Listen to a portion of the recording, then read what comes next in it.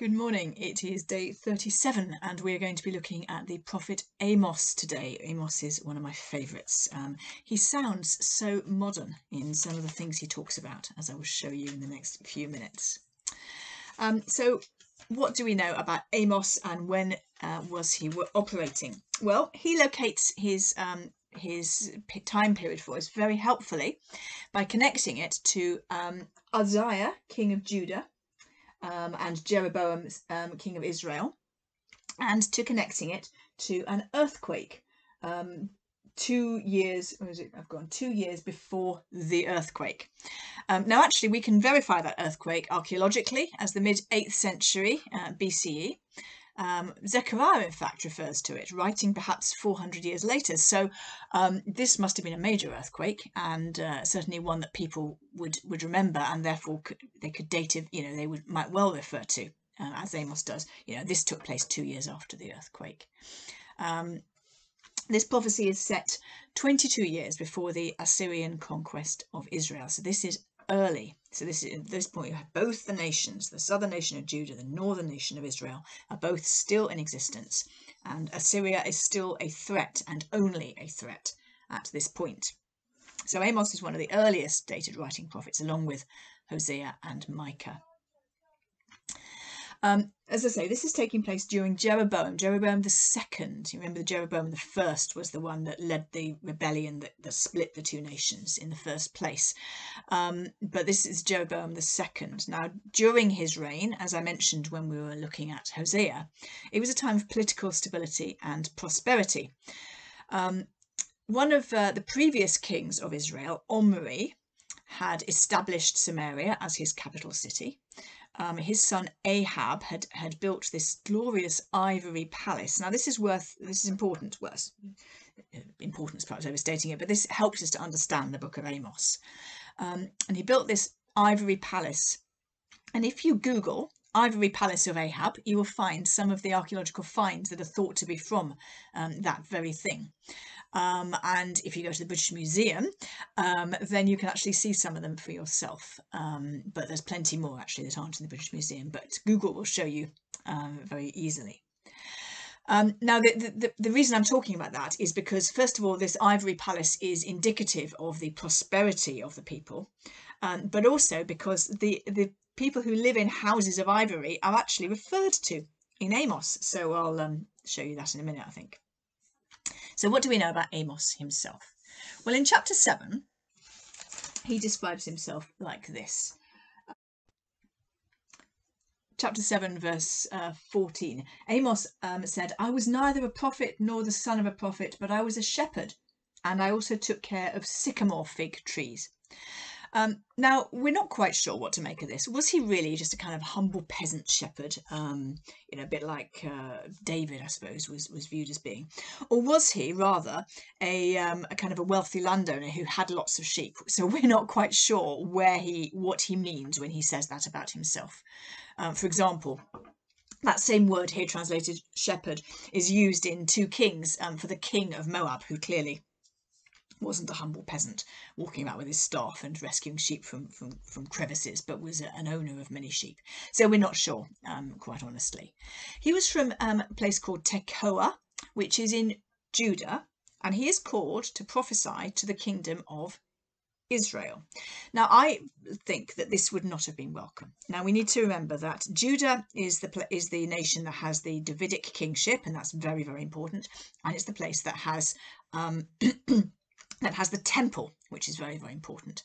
So Jerusalem, although at this point in history they were a weaker power, they would regard themselves as kind of purer and holier and closer to God and more correct in every way. And the northern nation, although more powerful, would have had their nose put out of joint continually, I think, by Judah. I think that's how they'd kind of felt, a slight sense of resentment towards the southern nation. So if you imagine then a prophet coming from the southern nation to the northern nation, bringing a message of judgment and condemnation, not going to go down well. A little bit like somebody from Westminster going up and standing on the streets of Glasgow and saying, I say, chaps, I've got a word of, you need to sort out your lives, sort of thing. You can imagine that perhaps wouldn't go down too well. That sort of image, maybe. Where am I? Right. So what else do we know? He operates within Israel, in the northern nation, delivers most of his oracles in the shrines of Bethel, Gilgal, and in the capital city of Samaria. And Bethel and Gilgal were shrines where syncretic worship were taking place. We spoke about syncretic worship a couple of days ago, but it's a place where kind of the worship of the true God is being mixed up and blended with worship of the pagan gods as well. And Amos shows up at these places and kind of thunders against these shrines, but not perhaps for the reasons, not primarily anyway, for the reasons that you might imagine. I mentioned that he probably wouldn't be very popular. In fact, we see that in chapter 7, second half of chapter 7. Amaziah, the priest of Bethel, sent a message to the king. Amos is raising a conspiracy against you in the heart of Israel. The land cannot bear all his words, for this is what Amos is saying. And then he reports part of Amos's message. And then the priest turns to Amos and says, get out, you seer, go back to the land of Judah, earn your bread there and do your prophesying there. Don't prophesy any more at Bethel, because this is the king's sanctuary and the temple of the kingdom. And we don't know actually what happens, whether Amos does go back down to the south, or whether, excuse me, or whether he stays. We're not told in the book, although tradition tells us, ancient tradition says that he defied Amaziah and met a martyr's death for it, but that is not contained within the Bible, so we're not sure. Let me take you through the structure of this book a little bit. So chapters 1 and 2 are introductory, and I'm going to show you a bit more about those in a moment, because they are a very, very powerful piece of rhetorical invective. Very effective. I'll show you that. Then we got what might be called the words, which is a collection of oracles, but in chapters 3 to 6. And then we get a series of visions that he has, a basket of ripe figs, for example, in chapter 8. It's kind of quite a formulaic thing. The Lord showed me a basket of ripe fruit. What do you see, Amos? He asked. A basket of ripe fruit, I answered. Then the Lord said to me, the time is ripe for my people Israel. I will spare them no longer. That's quite a conventional formula with which a vision is portrayed to the people. And so we get a number of those in the second half of the book. Chapter 9, many people think was written by a later author, because whereas Amos is thundering against the nation of Israel for most of the book, chapter 9 there's a different feel, and it feels much more positive and much more, for example, right at the end, the reaper will be overtaken by the days are coming, declares the Lord, when the reaper will be overtaken by the ploughman, and the planter will be overtaken by the one treading grapes. In other words, it's such hard work reaping because the harvest is so abundant that the person coming behind who's ploughing up the ground will catch up with the reapers. It's a reflection of abundance of harvest. So lots of kind of promises like that. A promise of the restoration of the fallen monarchy of David, for example. Feels like a later edition. Who knows? Who knows? I'm never very interested in these questions of whether these texts are composite or not. I'm interested in the message that they contain for the people of the day, and then how God is speaking to me through that. Right, let me take you back to the opening oracles, because what we have here is we have 8 oracles in the first 2 chapters, and they are very stylized. They all start the same way. So let me read you the first one. Which is chapter 1, verse 3. This is what the Lord says. For 3 sins of Damascus, even for 4, I will not turn back my wrath. Okay, so each of the oracles picks out a nation and either names the nation or the capital city of the nation, and then says, for 3 sins of that nation, even for 4, I will not turn back. And we insert the language my wrath because it sounds like that's what the prophet means, and it doesn't quite make sense in English without it. So, for 3 sins of Damascus, even for 4, I will not turn back my wrath.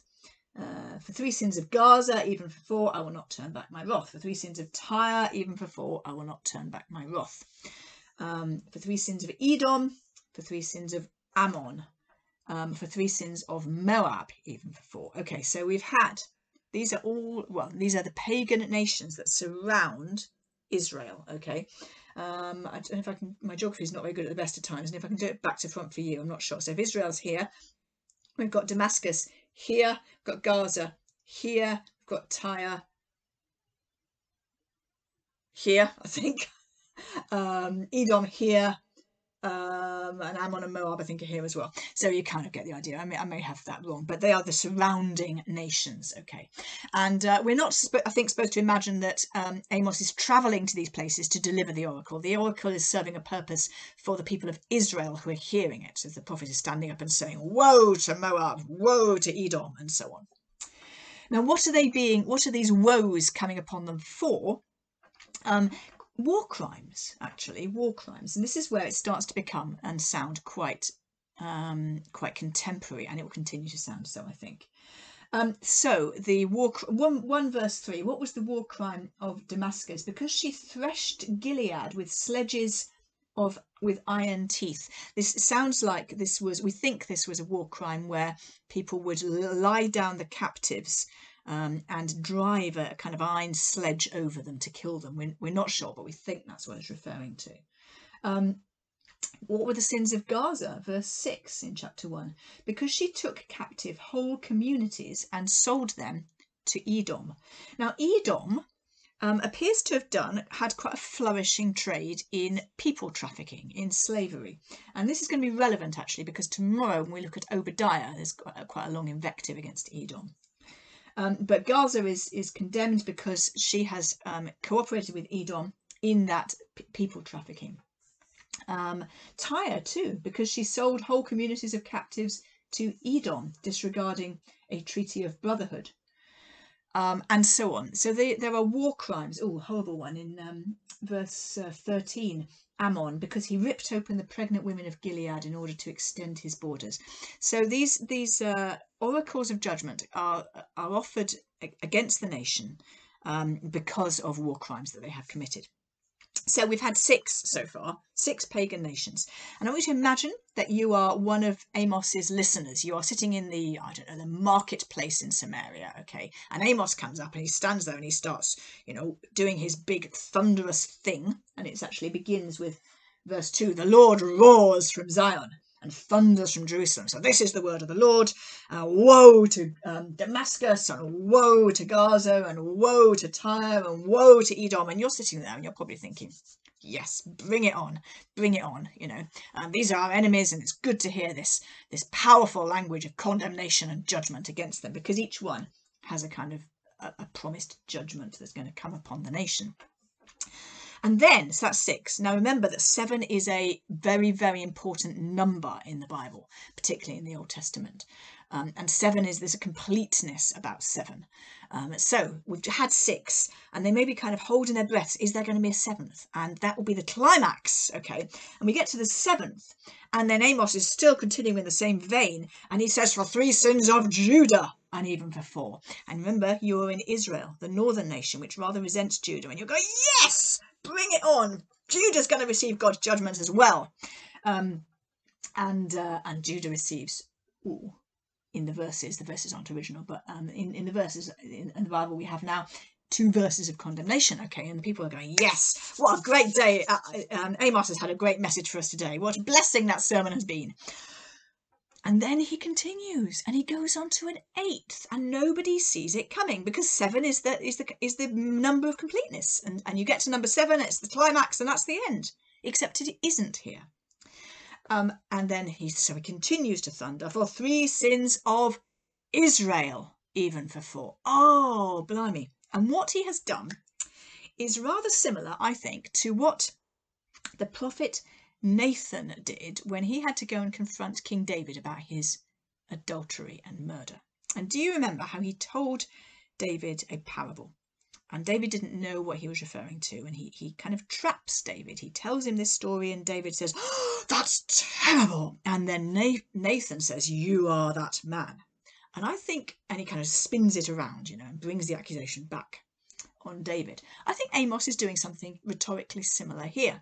He's inviting the people of Israel to join with him in the condemnation for all the dreadful things that all these nations are doing, most particularly for the dreadful thing that the nation of Judah is doing.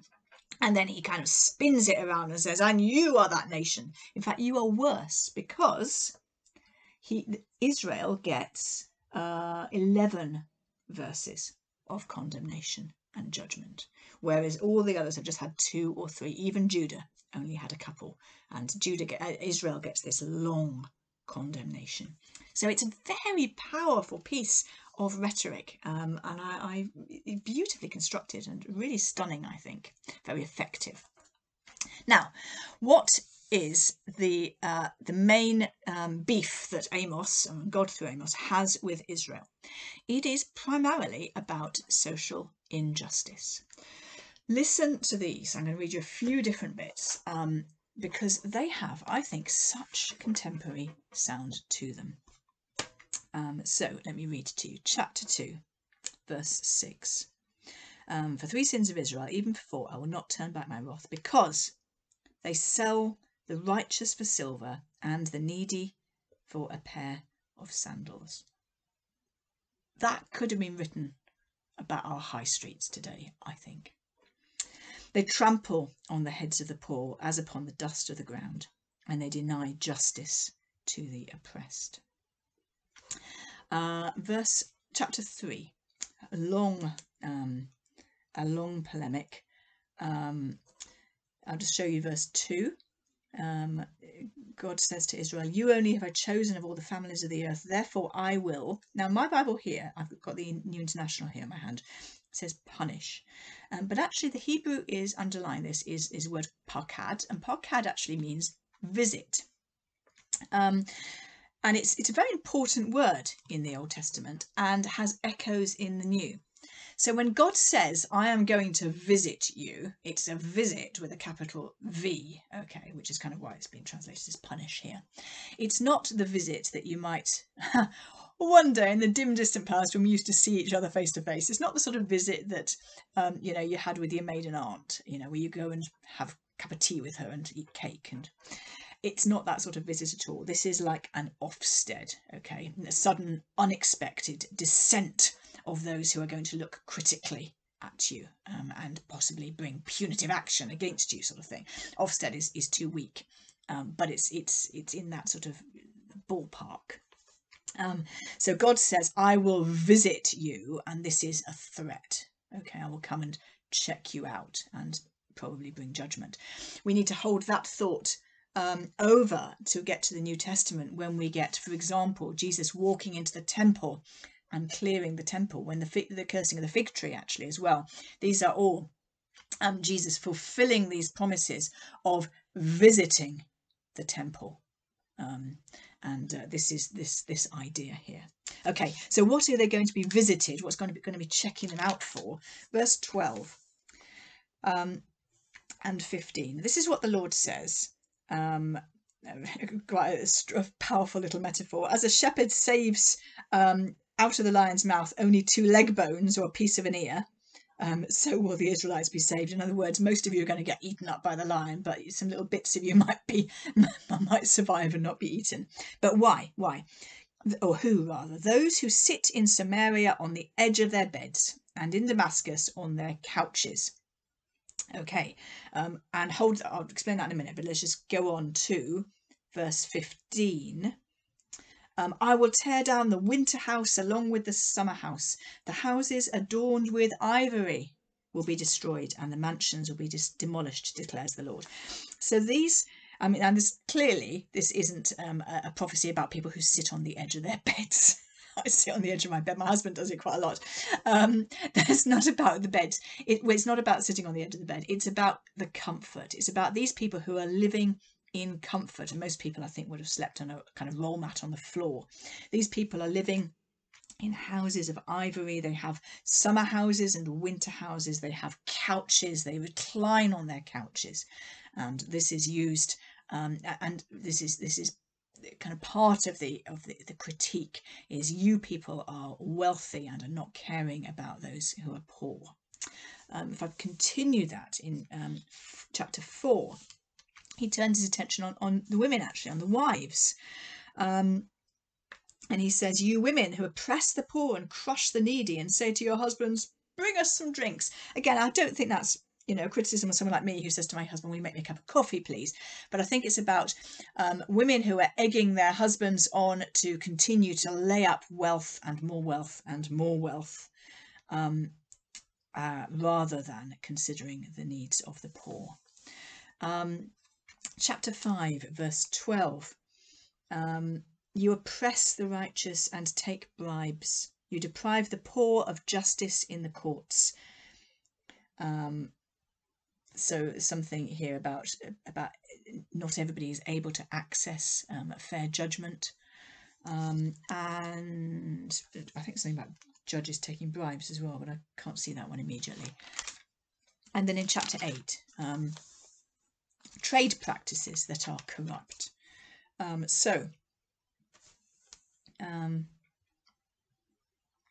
Chapter 8, verse 4. Hear this, you who trample the needy and do away with the poor of the land, saying, when will the new moon be over so that we can sell grain? When will the Sabbath be over so that we can sell wheat? Skimping the measure and boosting the price and cheating with dishonest scales and buying the poor with silver and the needy for a pair of sandals and selling even the sweepings with the wheat. Really powerful, and I think very contemporary sounding words.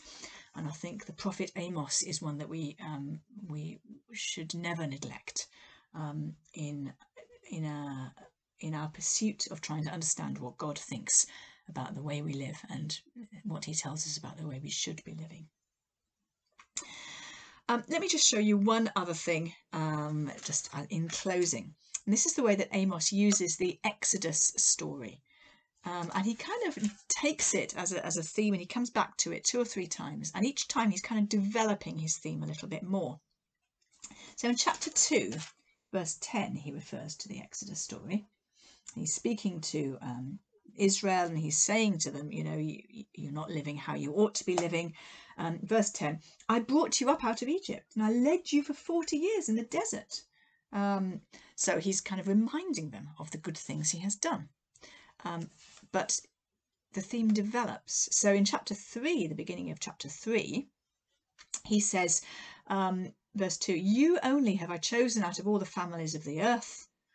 Therefore, I will punish you for all your sins. Now, this, of course, is what we've seen in the first 2 chapters, that all these other nations are getting their moment of judgment and condemnation, but the bulk of it falls on Judah and Israel. But why? Because they had the covenant, because they're the people to whom God revealed himself. They're the people who call themselves by his name. And therefore, they are held to the highest standard. Cannot stress that more clearly.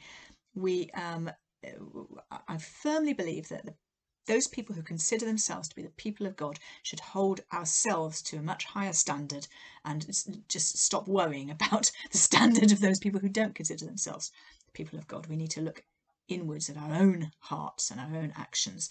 I think that would be very clearly supported by Amos. And then chapter 9, verse 7, he develops it even further, and really in a very striking way. Chapter 9, verse 7. Are not you Israelites the same to me as the Ethiopians? Oh, that's a bit of a shock, because they thought they were special and the Ethiopians weren't. Did I not bring Israel up from Egypt? Yeah. And the Philistines from Caphtor, and the Arameans from Kir. So suddenly, this language of Exodus, this thing that God did in Israel's history, which they regard as the prime founding event of their nation and the prime evidence that God loves them above every other nation, suddenly this is being subverted here. And God is saying, yeah, I brought you up out of Egypt, and I brought the Philistines up as well, and I brought the Arameans up from somewhere else. Do you remember that bit in Isaiah that we saw when God speaks about an altar to the Lord being set up in Assyria and Egypt? Here is another instance where we get this expanding idea that God is not simply the God of the Israelites. His love is not simply upon the Israelites, but it is for the whole world. And the purpose of the nation of God, the people of God, is to be a blessing to the whole world and to draw the whole world into relationship with that God. A few highlights from the very lovely book of Amos, and tomorrow we're going to look at the really much more disturbing little book of Obadiah.